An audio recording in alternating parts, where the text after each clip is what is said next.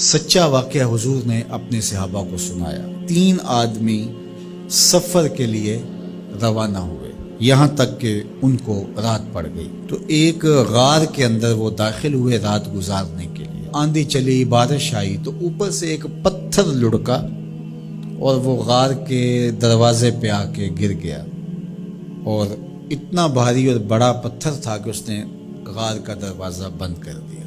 انہوں نے آپس میں بات کی اور کہا، تم اس غار میں پھنس گئے ہو، اب یہاں سے نکل نہیں سکتے مگر یہ کہ تمہارے وہ عمل جو محض اللہ کی رضا کے لیے تم نے کیے ہیں، ان اعمال کا وسیلہ دے کے اللہ سے دعا مانگو۔ ان میں سے ایک آدمی نے کہا، اللہ میرے ماں باپ بوڑھے تھے اور میں جب بھی بکریاں چرا کر کے آتا تو میں دودھ دو کر کے سب سے پہلے اپنی ماں کو اور اپنے باپ کو پیش کرتا۔ ایک دن میں سرسبز درختوں کی تلاش میں بکریاں لے کے کچھ چارہ کوئی درختوں کی تلاش میں دور نکل گیا۔ میں جب واپس پلٹا دونوں سو چکے تھے۔ میں نے یہ مناسب نہ سمجھا کہ میں ان کو جگاؤں، بیدار کروں کہ اٹھو دودھ پی لے، لیکن اب سارا دن وہ بھوک سے تھے تو اچانک آنکھ کھلے اور بھوک کی شدت سے تڑپے تو میں وہاں سے ہٹ بھی نہیں سکا۔ تو کہتا ہے کہ میں بچوں کو نظر انداز کیا اور ماں باپ کے جاگنے پہ دھیان رکھا اور یوں ساری رات بیت گئی۔ میرے ماں باپ فجر کے وقت جب اٹھے وہ دودھ ان کو پیش کیا۔ اب یہ عمل پیش کر کے کہتا ہے، اے اللہ اگر یہ میں نے محض تیری رضا کے لیے کیا، تو جانتا ہے میرے دل کو، تو اس پتھر کو ہٹا دے۔ تو پتھر تھوڑا سا سرک گیا لیکن اتنا نہیں تھا کہ وہاں سے یہ باہر نکل سکے۔ اب دوسرے کی باری آئی، اس نے کہا، اے اللہ میرے چچا کی ایک بیٹی تھی جو مجھے بہت زیادہ محبوب تھی، مرد عورت کے ساتھ جتنی محبت کرتا ہے اس طرح میرا اس کی طرف رجحان قلب تھا، تو میں نے اس کو اپنی خواہش کی تکمیل کے لیے کئی بار کہا لیکن اس نے کہا کہ یہ نہیں ہو سکتا۔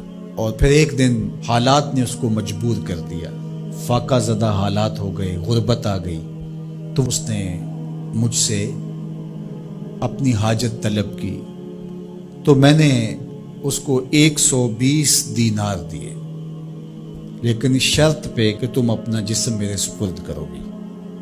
اب مجبوری سے اس نے کہا ٹھیک ہے، لیکن میں نے دیکھا کہ اس کا وجود اللہ کے خوف سے کانپ رہا تھا اور مجھے کہنے لگی اتق اللہ، اللہ سے ڈر اور اس کی حدوں کو نہ توڑ۔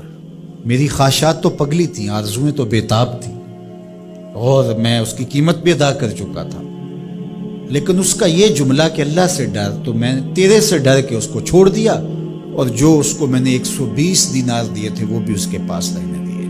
اللہ میرے اس مخفی عمل کو تو ہی جانتا ہے، تو اگر میں نے تیری رضا کے لیے ایسا کیا تو اس پتھر کو ہٹا دے۔ تو پتھر تھوڑا سا ہٹ گیا، سوراخ تو زیادہ ہو گیا لیکن ابھی بھی وہاں سے گزرنا ممکن نہیں تھا۔ اب تیسرے نے کہا، اے اللہ میں مزدوروں سے کام لے رہا تھا اور ان کی مزدوری میں نے دے دی، ایک مزدور بتائے بغیر چلا گیا، تو میں نے کیا کیا کہ اس کے مزدوری کے پیسے کاروبار میں لگا دیے، کاروبار میں برکت ہوئی اور بہت زیادہ وہ کاروبار جو اس کی مزدوری سے شروع کیا گیا تھا پھیل گیا۔ تھوڑی سی مزدوری تھی لیکن کاروبار بہت پھیل گیا۔ اب میں اس کے اندر کچھ ایک آنا ٹگا نہیں لیا۔ ایک عرصے کے بعد وہ شخص آیا، اس نے کہا مجھے میری مزدوری دے۔ تو میں نے کہا یہ بکریاں، یہ بھیڑیں، یہ اونٹ، یہ غلام، یہ نوکر چاکر، یہ سب کچھ ہے، یہ تیری مزدوری ہے۔ تو اس نے کہا میرے ساتھ مذاق نہ کر، وہ میں تو مزدوری کے وہ چند جو لینے آیا ہوں اور آپ کہتے ہیں یہ سب کچھ تیرا ہے۔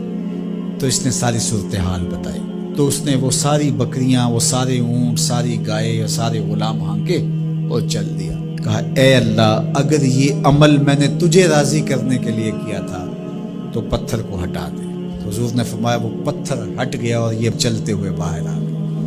جب اللہ کی رضا کے لیے کام کیے تو مشکلوں سے نکلنے کے راستے ملتے۔ ایک روایت میں آتا ہے جو آسانی کے وقت اللہ کو فراموش نہیں کرتا، اوکھے ویلے اللہ اس کو فراموش نہیں کرتا۔ ہم تو کسی مصیبت میں پھنسے تو چالاکیاں کرتے ہیں، کوئی چالاکی، کوئی مکر کہ اس سے نکلیں۔